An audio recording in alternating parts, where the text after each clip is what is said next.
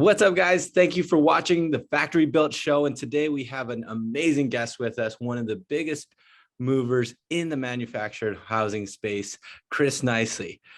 Chris, thanks for being here with us today.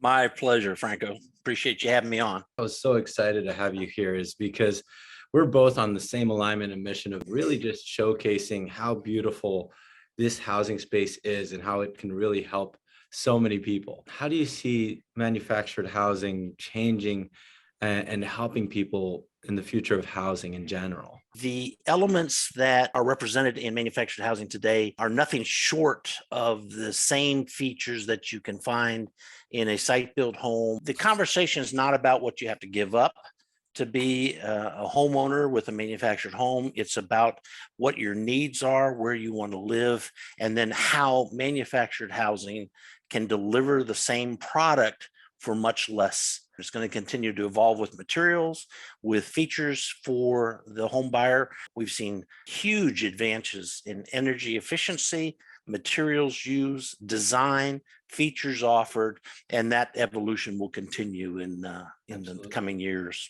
Can you talk a little bit about how we fight this battle of stigma and perspective around this space? Most people see this as from like Hollywood as like trailer trash, even with customers to wrap their head around that these aren't trailer trash homes and how it's really progressed so much since then. A great example is right in your backyard in San Bernardino, where we work with NPHS, a nonprofit in the area, and we were putting manufactured homes into communities, into existing neighborhoods on land that the city had control over, and the land itself was not producing any tax income for the city, and the empty lot was an attraction for vagrancy and crime and all types of misconduct, I would say, in a neighborhood. So it was nice because one of the things we were able to do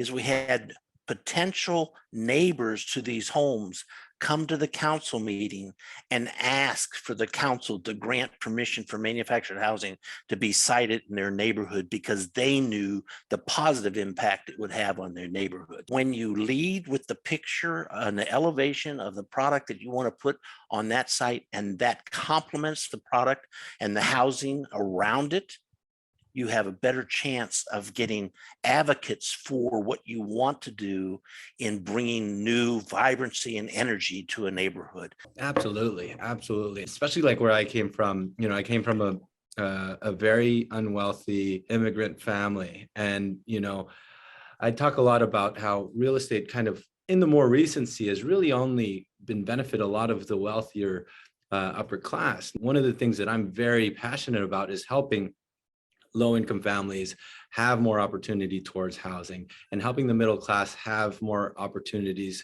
towards that American dream, which I feel like in many areas, for some people, that dream is very unattainable. We have a huge millennial tsunami coming at the housing marketplace, new family formation, having babies, creating that. They don't want to live in the apartment complexes for 10 years or greater. Millennials have been telling us, no, we have the desire for home ownership. We just don't have it now. And then we have the next generations that are coming up, and they're looking at this look and saying, will I ever, and this is what you were hinting to, will I ever be in a position where I can afford a home, especially in the West Coast? The challenge is that we need to introduce them to manufactured factory-built housing as a viable alternative. The design has changed. The elevations have changed. The amenities have changed. The materials are the same materials that site builders use. We have to open people's eyes to the potential of manufactured housing and the work that's been done over the last 2 decades in bringing these houses into a realistic current housing situation to address affordable housing. We've got to break down these barriers based on assumptions of product that was built 50 years ago. I love how you describe that so well, because the whole idea for us has been really around these mobile home parks and mobile home communities and the whole lifestyle in these parks. You'll be amazed to see that it's luxurious. Like these communities are beautiful. You can have your kids play around. There's swimming pools, there's gyms, there's saunas. Being able Yeah. to afford in a very expensive area and not pay a high amount of rent and be able to grow from there. Well, that's an interesting area that you bring up is land lease communities, homes that are owned by their resident also appreciate, even though the land below it is not owned by that homeowner. So we've seen studies recently that the appreciation value of a home only type of situation, land lease community, is also the potential for increasing familial wealth. I think number one, we have to start talking about housing, affordability of housing, and how you gain housing security at as young of an age as possible. We have to infuse housing as a part of our economics discussion, our family living environment discussion in our schools, and if not in our schools, certainly on our digital media. We have to put our messaging in context that will be well received by our target market. This generational renter, the next generation renter, his parents, their parents were renters. They feel that their only destination is to be renters. Well, we need to break that stigma and stereotype. That understanding has got to be embraced by the younger, newer market that, in fact, the American dream is possible and you can realize a home ownership. Thanks so much. I wish we could chat You for bet. hours.